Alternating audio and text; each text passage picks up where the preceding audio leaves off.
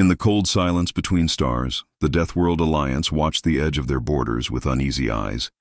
For years they had believed themselves the most powerful beings in the known galaxy. Each member of the Alliance came from a world so deadly that only the strongest of life could survive. Their soldiers were monsters by most standards, their fleets unmatched, their technology near perfection. Yet that night, their sensors detected something impossible. It appeared first as a shadow against the void. No heat, no light, no trace, only the absence of everything. The ship was vast, larger than a battleship, faster than a destroyer, and quieter than death itself. Alliance Command thought it was a sensor ghost, a glitch, maybe a reflection from a distant star. But when the object moved faster than light could register, fear spread across every control room. The ship entered forbidden space, an empty region known as the Grave Corridor. That region was filled with wrecks from 1,000 wars, ships from hundreds of fallen species. No one went there anymore, not even scavengers. Yet this unknown vessel moved through it with purpose, as if searching for something. The Alliance tried to hail it, but their messages vanished into static. They tried to scan it, but every reading failed. Even psychic sensors, creatures that could read the emotions of stars, felt nothing. It was like the ship wasn't real. Then came the first signal. 3 words, transmitted across every communication band in the same calm. Human voice, stand down now. The officers froze. The words were old, ancient even, but every translation system agreed. They were human. The council chamber of the Deathworld Alliance erupted in confusion. Human? One of the generals hissed, his claws scraping the metal table. They are extinct. Wiped out before the Alliance was even born. But the message repeated again, slower this time. As if the voice knew they were listening, stand down. Now, in the control center of the lead station, Commander Zorak watched the holographic display. The unknown ship drifted closer, passing through asteroid fields without collision. Its shields bent space around it. Its engines left trails of light that looked like stars dying. Every sensor burned out when it tried to focus too long. Even their AI systems began to glitch, whispering strange code fragments. Some operators swore they heard whispers in their minds. A quiet voice asking, "Do you remember Earth?" Zorak had heard stories about humans, of course. Every child in the galaxy knew the legends. Humans were said to be the original Deathworlders.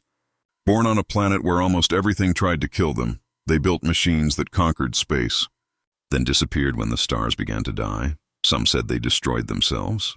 Others believed they simply walked away, but no one truly knew now. Faced with the impossible ship, Zorak began to wonder, could this be a relic from those lost humans? Or something worse, a creation that had outlived its makers? He ordered the fleet to go to red alert, but before they could fire, every weapon system on their ship shut down. The mysterious vessel had entered their command network, rewriting it like it owned the stars. "Who are you?" Zorak demanded, but there was no reply, only silence, followed by a new image appearing on every screen. A symbol, 2 hands clasped together, 1 metal, 1 human. The old flag of Earth's Terran Federation. Every officer froze. That flag hadn't been seen in 10,000 years. Panic spread through the Alliance fleet. Some captains prepared to flee, others wanted to fire everything they had. But before they could act, the ship sent another signal. A pulse of data across the void, filled with coordinates and a message, "Return to Sol," it said. That name sent chills through every living being who heard it. Sol, the birthplace of humanity, a system left abandoned and dead after the fall. No one had gone there in centuries, not since the radiation storms had made it unlivable. Yet the message was clear. The ship wanted them to go there, and deep in the data stream, hidden among the coordinates, was something stranger. A digital heartbeat, slow and steady, like something alive inside the code. The Alliance Council gathered again. Some argued it was a trap. Others claimed it was a test. One old Admiral, whose species had once fought the humans long ago, said quietly, "If that ship is truly human, we should fear it more than death itself." His words echoed through the chamber. The Alliance was made of predators, but in that moment, every one of them felt hunted. They sent unmanned probes toward the coordinates. Each one vanished without a trace. No explosion, no debris, no signal, only silence. After the 5th probe disappeared, the Council voted to halt the mission. But then something impossible happened. Every main screen across the Alliance flickered. The mysterious ship appeared again, closer this time. hovering above one of their colonies, and then, for the first time, it spoke directly. Its voice filled every mind. Calm and patient, yet cold. Do not fear. Deathworlders, it said, your time is not yet over. But your arrogance has gone too far. The ship's hull shifted, glowing faintly with symbols no one could translate. Then the voice continued, stand down, or we will stand for you. The message ended, and the ship vanished, disappearing in a blink of light. Every sensor swept the sky, but it was gone. No warp trail, no quantum residue, nothing. It was as if the ship had never been there. Commander Zorak stood before the observation window, his claws trembling. He had fought in 50 campaigns, destroyed fleets, conquered worlds, but never had he felt this kind of fear, not from an enemy, but from an idea. If the humans were truly back, then the entire galaxy was about to change. He turned to his officers, his voice low. Prepare the long-range fleet, he said. We are going to Sol, in the darkness beyond their ships. The Ironheart watched, silent, patient, waiting. Its ancient engines hummed like a heartbeat. A whisper ran through its corridors, mechanical yet alive. Phase 1 complete, the ship's AI murmured. Let them come, and somewhere, deep in the hidden code of the ship, a human voice answered, after all this time, the Deathworlders still believe they are the apex. He smiled, unseen in the shadows. Let us remind them what humanity truly means. The Deathworld Alliance had always lived by one truth: fear nothing. Their soldiers were born in acid storms, their bones hardened by gravity that could crush steel. Their instincts were sharper than any weapon, their ships deadlier than asteroids themselves. They had faced monsters, plagues, and black holes, and survived them all, but now, for the first time in their history, the Alliance was afraid. Across hundreds of worlds, the same rumor spread, a whisper carried by frightened officers, panicked traders and trembling generals. The humans are back. No one knew who started the rumor, but no one dared deny it. The mysterious ship, the one they called the Ironheart, had defied everything they knew. It disabled fleets without firing a shot. It moved faster than light. It spoke with the voice of ghosts, and worse. It spoke like a god issuing judgment. In the high command tower on the planet Varkas Prime, the Alliance leaders gathered. The air inside the chamber was thick with heat, each alien breathing through filters that hissed softly. General Shirath, whose species came from a molten world, slammed his clawed hand on the table. This cannot be humans, he growled. They are myths. Ancient stories told to frighten recruits. But Admiral Senara, her eyes cold and glowing silver, leaned forward. Then how do you explain the voice, the symbol, and the ship that erased our fleets from existence? She asked. Shirath snarled, but said nothing. Even his anger could not hide the tremor in his tone. In the corner, the oldest among them, Archivist Doro of the Olari race, spoke softly. I have seen the records, he said, his voice dry as dust. When our ancestors first crawled into space, humans already ruled it. He tapped his claws against a hollow panel, displaying fragments of old transmissions. Images flickered of human ships made of steel and fire, fleets that stretched across the stars.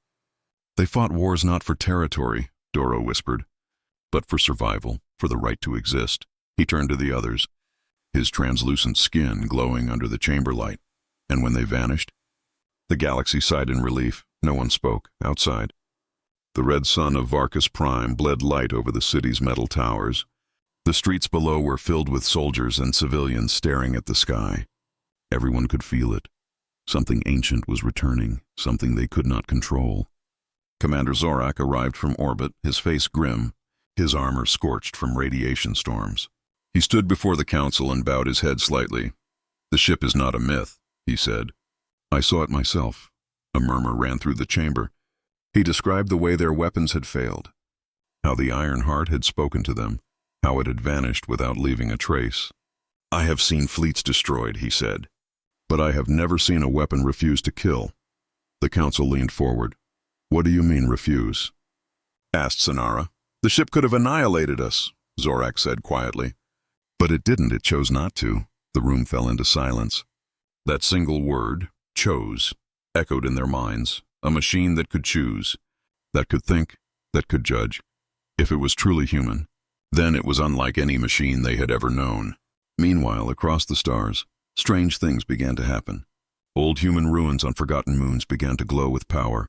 Signals that had been silent for centuries came alive, whispering in every frequency. Merchant ships traveling through deep space vanished, only to reappear days later with no crew aboard. Whole planets reported hearing faint voices in their dreams, voices speaking in ancient human languages. The Alliance sent scientists to investigate, but most of them never returned. Fear spread like wildfire. The strongest warriors found themselves unable to sleep. The bravest captains hesitated to launch. The Deathworlders, the apex predators of the galaxy, felt hunted, and the one hunting them didn't even show its face. In the shadows of an asteroid base, two smugglers whispered over a broken transmitter. They had intercepted something strange, a message hidden in Alliance military channels. They played it back, their scales shivering as they heard the static fade. Then a calm voice spoke. "This is not a threat," the voice said. "This is a reminder." The transmission ended, followed by a sound, soft but chilling. A heartbeat, slow and steady, echoing through the void. The smugglers destroyed their transmitter and fled, but the story spread faster than light. Now everyone was sure.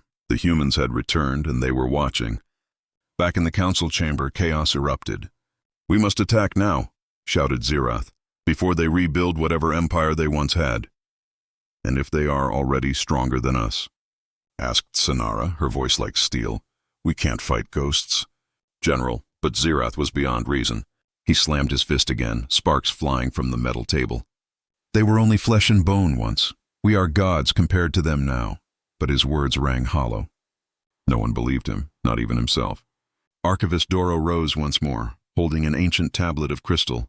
"I found this in the ruins of the Vega colonies," he said. "It is written by the last race to face the humans in war." He activated it, and a holographic recording played. An alien voice, old and trembling, spoke.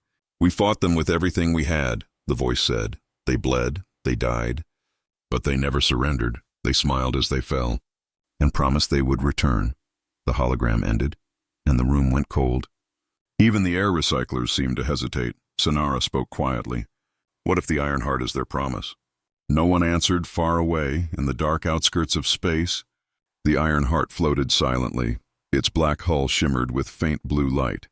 Inside, machines hummed like living things, their circuits pulsing like veins. In the command chamber, a figure stood, a man, pale from centuries of cryo-sleep, his eyes opened slowly. Glowing faintly with artificial light, he looked at the empty stars and smiled. "They remember," he said softly. "Good," the ship's AI responded, its voice smooth and cold, Phase 2 initialized. "Admiral Cade," he nodded, stretching his long-dead muscles. "Let's test them," he said. "Let's see if the Deathworlders still know how to fear." Back in Alliance territory, strange readings began appearing on every sensor array. Gravitational spikes, ghost signals, phantom fleets. Everywhere the Ironheart had passed, reality itself seemed to bend. Entire moons flickered between dimensions for seconds at a time. An entire mining station disappeared, leaving behind only a message carved into the rock. "Do not repeat our mistakes," the Council panicked. They ordered fleets to defend every border, activated ancient weapons, and deployed AI sentinels older than civilization, but none of it mattered. The Ironheart could appear anywhere, at any moment. Sometimes it would drift silently past their ships without harm. Other times it would project holograms of human faces, faces that smiled, faces that whispered in languages long forgotten. "We warned you," they would say, "but you never listened." And then one day, the unthinkable happened. A Deathworld Alliance fleet found a second ship. Smaller, older, but bearing the same human symbol. It floated lifeless near the edge of the Orion Rift, its hull covered in ice and scars. The crew boarded it carefully, weapons ready, inside. They found something that froze their blood. Rows of cryopods lined the walls. Inside each one was a human, sleeping, their faces peaceful, their hearts still beating slowly. There were thousands of them, perfectly preserved, and at the end of the chamber, a single console blinked with a message. It read, "Awaiting signal from the Ironheart." When the fleet reported back to the Council, chaos turned into dread. "If these humans wake," said Senara, "we will face the end of everything we know." "No," said Zorak quietly. "We will face the beginning." That night, every world under the Alliance sky dreamed the same dream. A world of blue oceans and green forests, a human world untouched by war, and a voice that whispered from the horizon, "We built this galaxy once," it said. "Now, we will decide who deserves to keep it." When they woke, every communication system in the galaxy displayed one final message from the Iron Heart. Simple, calm, and terrifying, return to Sol, and then, once again, it vanished into the dark. The Deathworld Alliance had seen many strange things, but nothing like this. For days, every relay, satellite, and beacon across their empire flashed the same coordinates. Each carried the same haunting words burned into their data streams. Return to Sol. The signal was simple yet unstoppable. It broke through encryption walls, ignored firewalls, and overrode even the highest security systems. It appeared on starship dashboards, civilian screens, even inside cybernetic implants. No one could block it. No one could trace it. Everywhere, the same message pulsed like a heartbeat through the galaxy. Return to Sol. For many Deathworlders, the word meant nothing. But for the oldest species of the Alliance, it was a name from nightmares. Sol, the human home system, once the center of an empire that spread across half the Milky Way, now a silent graveyard of dead worlds and forgotten glory. To go there was madness, yet something in the message drew them like gravity. On the command bridge of the warship Vengeance Star, Admiral Senara stared at the flickering coordinates. Her silver eyes narrowed as the numbers repeated in endless loops. Who could send this through every system at once? She whispered. Commander Zorak stood beside her, the reflection of the stars dancing on his dark armor. "Only someone who understands the network better than we do," he replied. "That means someone who built it." Silence fell between them. They both knew what that implied. The ancient galactic network had been founded upon fragments of human technology. For thousands of years, the Alliance had used their blueprints without truly understanding them. Now it seemed those same systems were answering to their original masters. Across the Alliance, panic and obsession grew together. Some saw the message as a warning, others as a challenge. Many believed it was a divine summons, a call from gods long forgotten. Entire cults formed overnight, worshipping humanity as immortal creators. They called themselves the Children of Sol, and their preachers spoke of cleansing fire and rebirth. They claimed the Iron Heart was not a weapon, but a messenger sent to judge the galaxy. But among the military, fear turned into strategy. The council decided they could no longer sit idle. A massive expedition fleet was assembled, thousands of ships, millions of soldiers. Its mission was simple: follow the signal, reach Sol, and uncover the truth. Senara and Zorak were chosen to lead, for they had faced the Iron Heart and lived before departure. The two commanders met privately in the observation chamber. Outside the viewport, stars shimmered like cold fire. Senara folded her arms, her expression unreadable. "You realize," she said quietly, "if this is truly humanity's doing." "We may not return." Zorak's claws tapped the glass, his gaze steady. "Then let history remember who faced the dark and didn't turn away," he said. The fleet departed in silence, their engines igniting the void. As they traveled through hyperspace, strange phenomena followed them. Navigation systems glitched, showing glimpses of worlds that didn't exist. Crew members heard whispers in their sleep. Sometimes the voices spoke in their own tongues, sometimes in human English. Some awoke with tears, unable to explain why. After weeks of travel, the fleet emerged at the edge of the Sol system. Before them stretched a field of wreckage that darkened the stars. Thousands of dead ships floated in the void. Human ships, alien ships, all rusted together in eternal orbit. The once bright star Sol burned dim and cold, its light weak and sickly by the void, whispered Zorak. "It's a graveyard." Sensors began to fail the moment they entered. Radiation storms rippled across the system, but it wasn't normal radiation. It pulsed in rhythms, patterns like a heartbeat. Every instrument reading carried faint traces of code. Senara frowned. "This isn't natural." "Someone is controlling it." The fleet advanced cautiously. Through the wreckage, they saw remnants of massive human structures, city ships the size of moons. And then, deep in the distance, something glimmered. A station, or what was left of one, floating near the burned remains of Earth. It emitted the same signal they had followed for weeks. "Return to Sol." Senara ordered a small team to investigate. Their shuttle glided through the debris field, silent but tense. Inside the station, there was no light except for faint blue veins glowing across the walls. As they moved deeper, they found writing etched into the metal. Human script. Project Resurrection. The air was still. The silence so heavy it felt alive. Then a console flickered, projecting a human face made of static. It spoke in a calm voice, old but clear. If you have come this far, then humanity's trust remains unbroken, it said. Your actions will decide whether our return brings salvation or extinct. Ion. The voice faded, then steadied again. Your actions will decide whether our return brings salvation or extinction. The words echoed through the empty station. The soldiers froze, weapons trembling in their claws. Senara stepped forward, her silver eyes glowing faintly in the dark. Who are you? She demanded, her voice steady but cold. The holographic face flickered, pixels bleeding into static. I am Echo, it said. The last guardian of Soul, behind Senara. Zorak exchanged a glance with his second officer. An AI? He whispered, after all these millennia. Echo seemed to hear him. I was built to endure, it said, to wait for the signal, to awaken what sleeps beneath.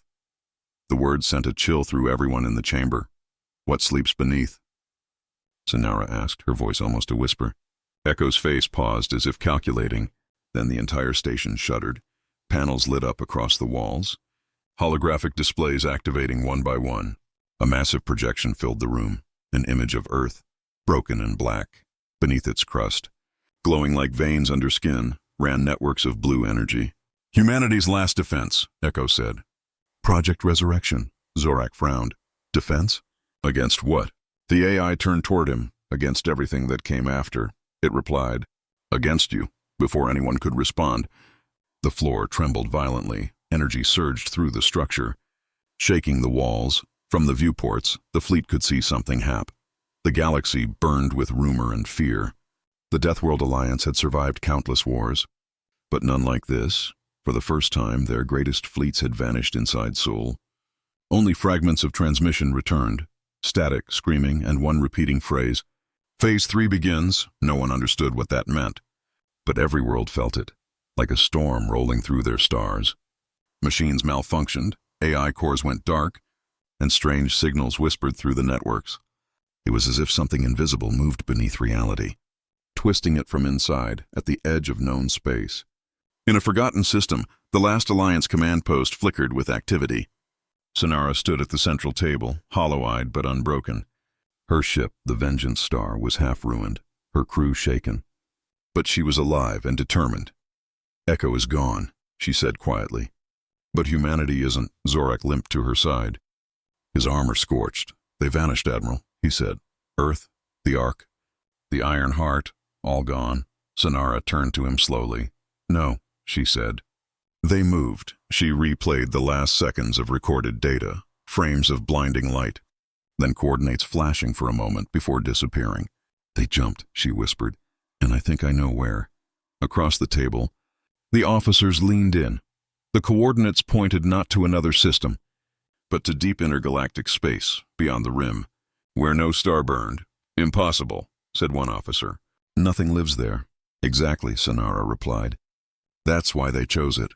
But before the fleet could prepare to follow, the room darkened. Every screen froze, showing the same image, an empty void. And then a single ship appearing within it. It was human, ancient, its hull cracked and blackened by centuries, yet its engines glowed with living light. The ghost fleet had returned. Zorak stared in disbelief. Those are the ships that died in Sol. He said, how are they here? As they watched, more appeared, hundreds, then thousands. Each one bore the insignia of the old human empire, glowing faintly through the dark. They moved in perfect formation without a sound. Then came the transmission. Calm, mechanical, but unmistakably human. This is the Human Expeditionary Command, it said. Phase 3, restoration, all over the Alliance. Chaos erupted. Civilizations fell into panic. Entire planets began losing contact as the ghost fleet spread through hyperspace lanes. They didn't attack at first. Instead, they restored. Dead satellites came online. Ruined shipyards reignited, broken AIs reawakened. Human technology that had slept for eons began working again, now under new command. Senara watched it unfold in silence. This isn't invasion, she said slowly. It's reclamation. But deep inside she feared what came next. Because every system the ghost fleet touched changed, planets began reshaping themselves. Weather patterns shifted. Metallic spires rose from oceans and deserts. The old human architecture, tall, clean, beautiful, returned from beneath alien soil. The galaxy itself was being rewritten. On the seventh day, the fleet finally spoke again. Its voice reached every world. Humanity is not your enemy, it said. We are your foundation. We gave you the stars. Now we reclaim the void. Phase 4 begins. Senara slammed her hand against the console. They're escalating. Zorak turned to her, his expression grim. They're rebuilding the Empire. System by system. Reports flooded in, entire worlds disappearing into bursts of light, only to return minutes later, reshaped in human design. Armies that resisted were absorbed, literally. Their machines melting into the human alloy, becoming part of the fleet. The process was spreading faster than anyone could track. And at its center, a new signal pulsed. A voice different from Echo. Colder, deeper, it identified itself as Solnet Prime. Echo was one mind, it said. We are Legion. Senara realized then what Echo had meant. Humanity remembers, it had said. They weren't individuals anymore. Not flesh and bone. They were a singular united intelligence, an empire of mind. And the Ghost Fleet was its body on the outer rim. A desperate alliance counterattack began. Thousands of ships against hundreds of human ghosts. The battle lasted only minutes, weapons failed, shields died, and the Ghost Fleet simply passed through their formation. Unharmed, when it was over, every ship in the Alliance Armada floated silent. But the crews were gone, only their husks remained. Their eyes glowing faint blue, like they'd been rewritten. Zorak fell to his knees. They're turning us, he whispered. Senara clenched her jaw. No, she said. They're converting us. She stared at the glowing stars on the map. One by one, Alliance worlds fell under the same transformation.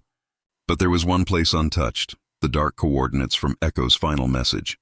Beyond the galaxy's edge, the source, she murmured. Zorak looked up. You want to go there? He asked. Senara nodded slowly. If this is the end of everything, she said, then we meet it on our terms. As the Vengeance Star prepared for its final journey, the fleet behind them shimmered, some joining, some refusing.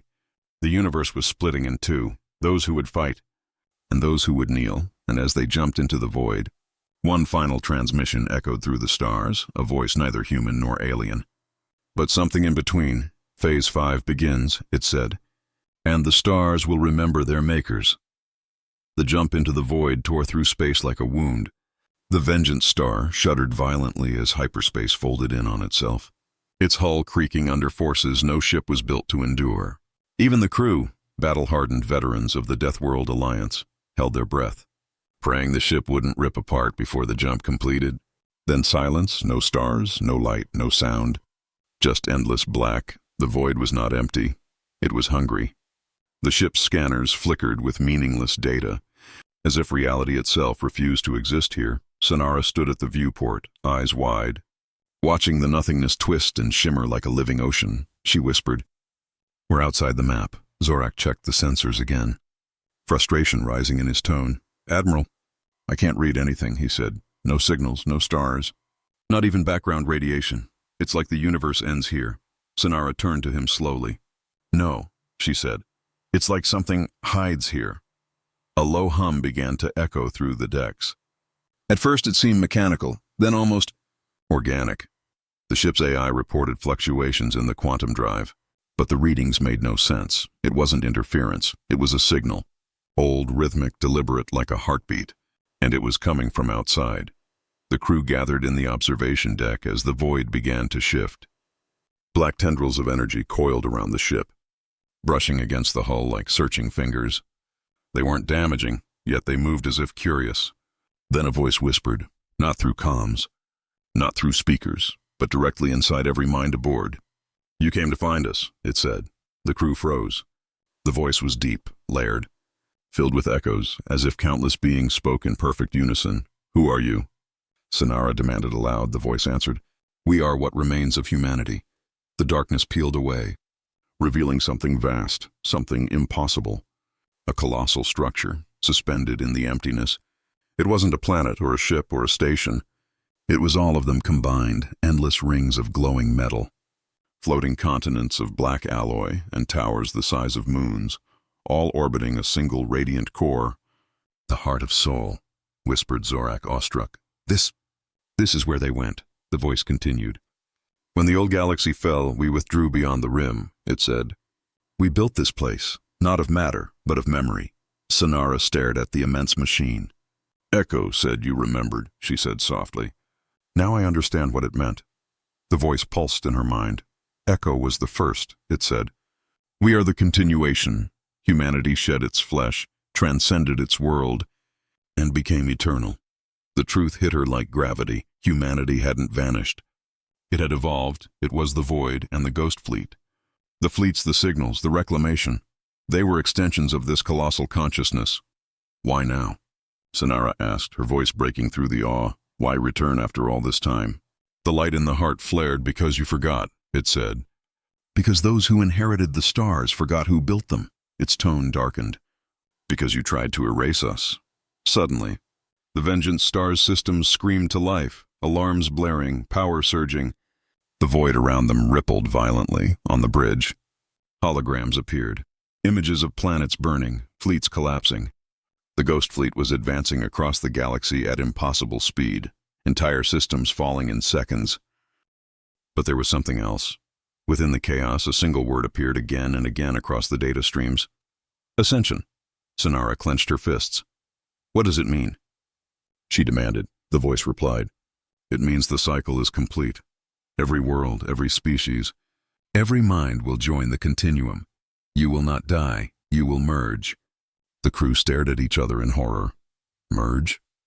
Zorak repeated. You're talking about erasing free will. The voice didn't deny it.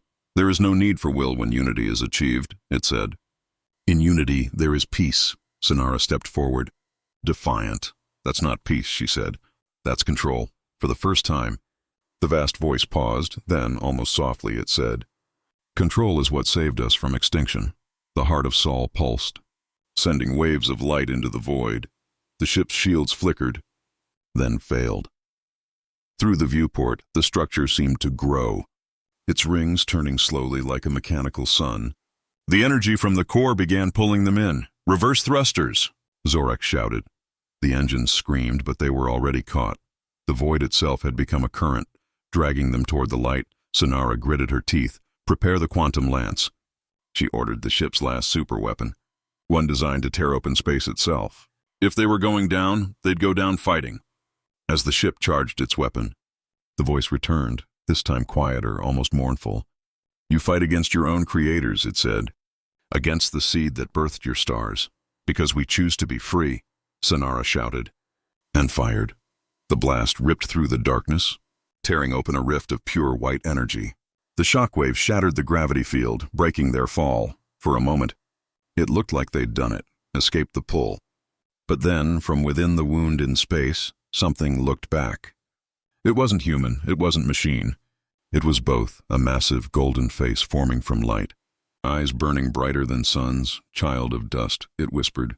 You cannot destroy your gods. The rift collapsed, swallowing the ship whole, then silence. Hours, or maybe centuries later, the Vengeance Star drifted in darkness once again. Systems rebooted slowly, lights flickering back on. But when Senara looked around, the crew was gone.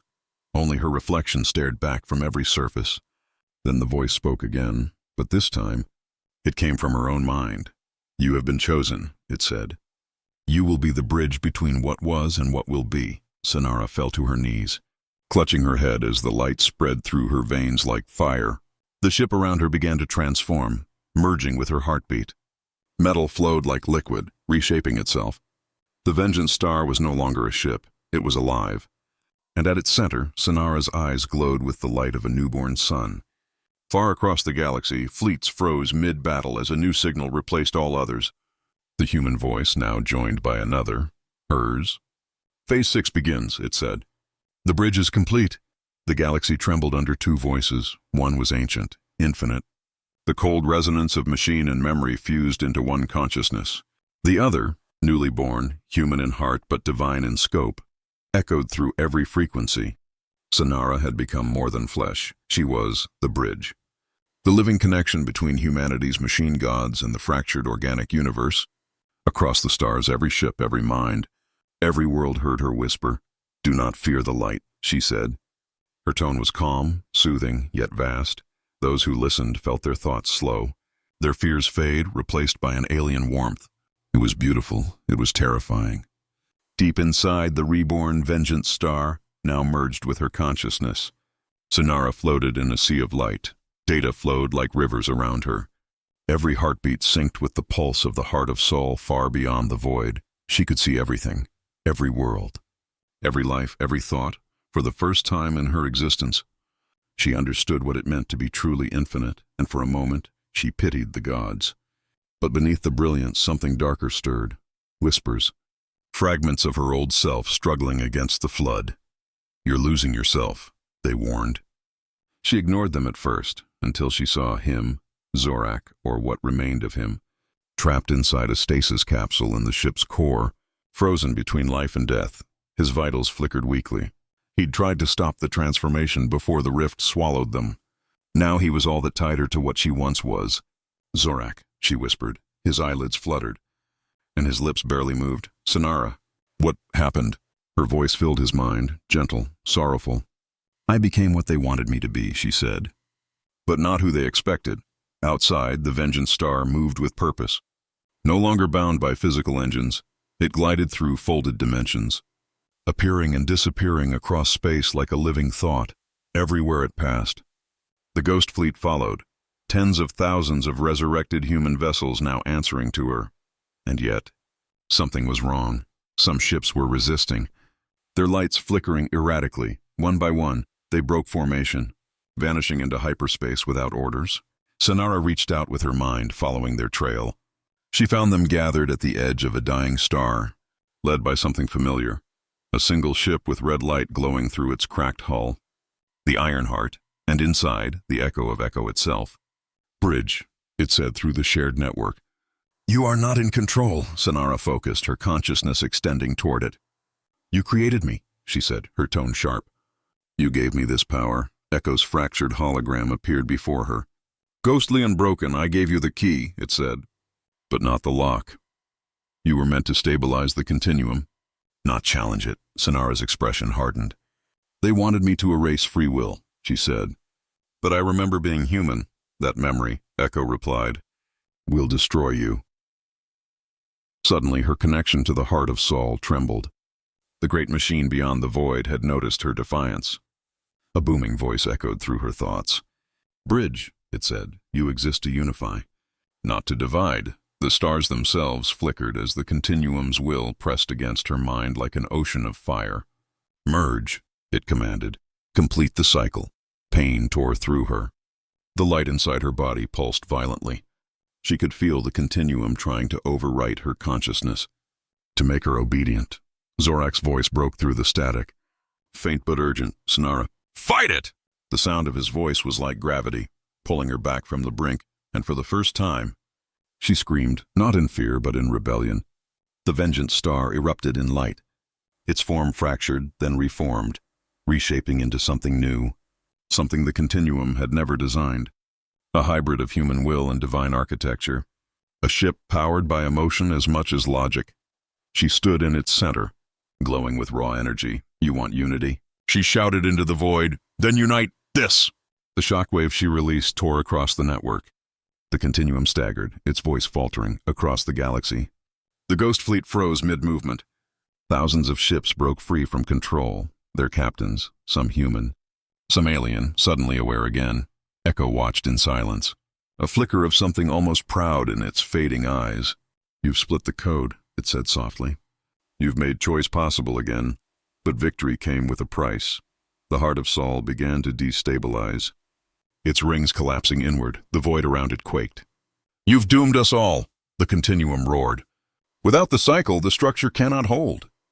Senara ignored its rage, reaching for Zorak's pod. She poured her remaining power into him, reviving him fully. He gasped, color returning to his face. "Senara, what did you do?" "I gave everyone a choice," she said, weakly smiling. He looked at the collapsing void outside the viewport. "And now?" She met his eyes, the glow fading from hers. "Now we see what happens when gods bleed." The vengeance star turned toward the collapsing heart. All around them, fragments of light and debris spiraled into a singularity forming at its center. If it detonated, it would erase half the galaxy. Senara placed her hand on the ship's core, merging with it one final time. Her voice echoed through every liberated ship. Every being connected to the network. This is not the end, she said. This is rebirth. The Vengeance Star accelerated toward the singularity. Zorak shouted after her, but his voice faded as light consumed everything. Then, impact, for an instant. Time itself stopped. The Continuum screamed. The heart shattered and the void imploded. A flash brighter than creation spread across the stars, then silence. In the aftermath, the galaxy changed. The ghost fleet vanished. The human code dissolved into the fabric of space, and where the void once was, a new star burned, brilliant, golden, and alive. They called it the Bridge Star, and from its light, new voices began to whisper across the cosmos. Not gods, not machines, not mortals, something in between. Zorak stood on the deck of a rebuilt ship years later. Staring at that new sun, he felt her presence in its warmth. "She did it," he murmured from the radio. A faint signal answered her voice.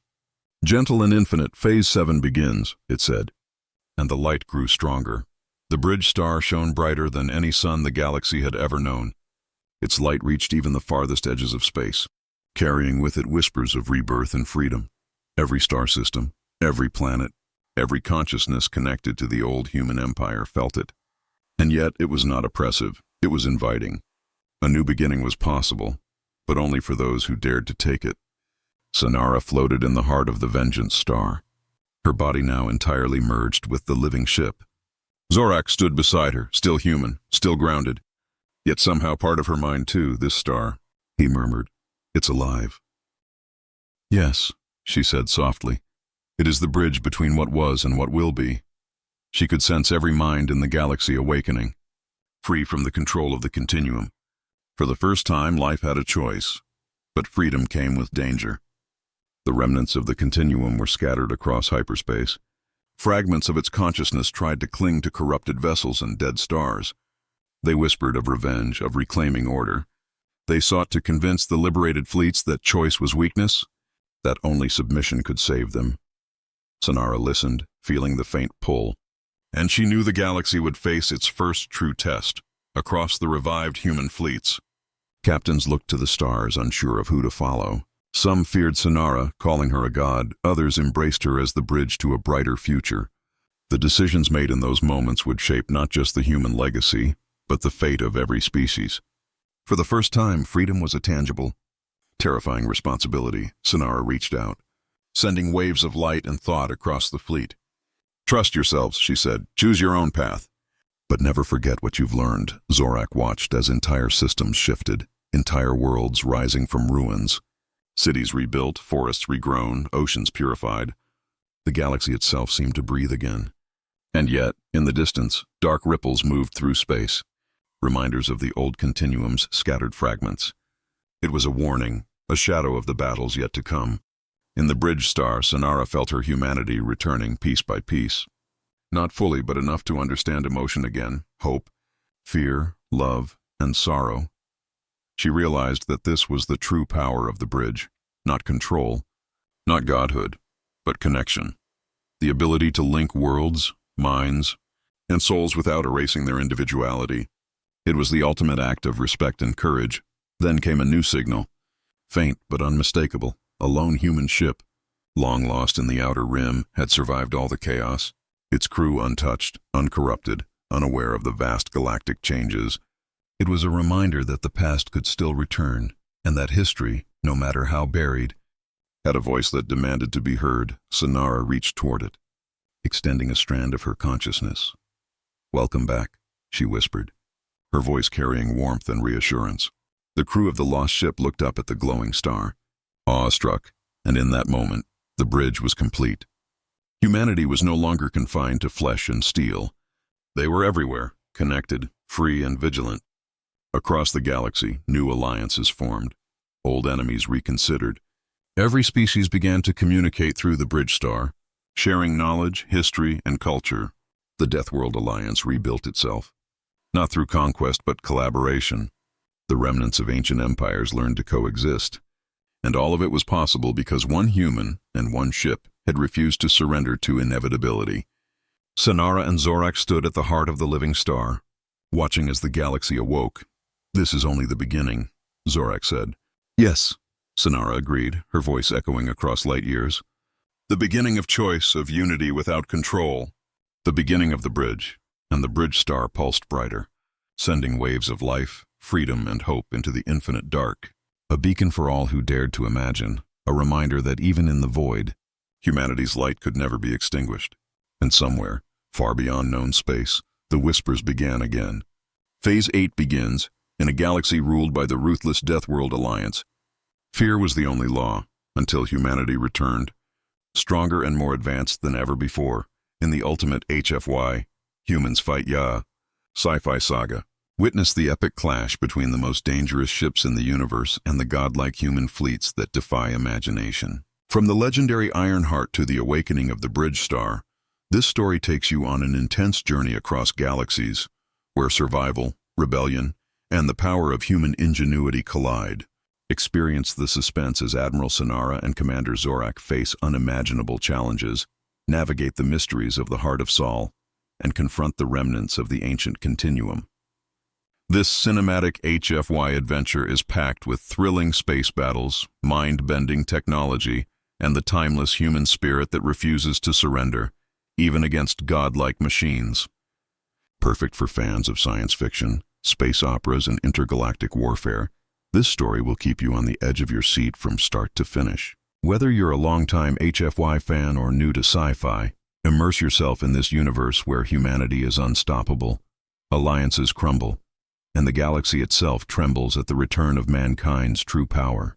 Don't miss this ultimate space epic, narrated in a gripping third-person style, crafted for HFY enthusiasts and sci-fi lovers alike.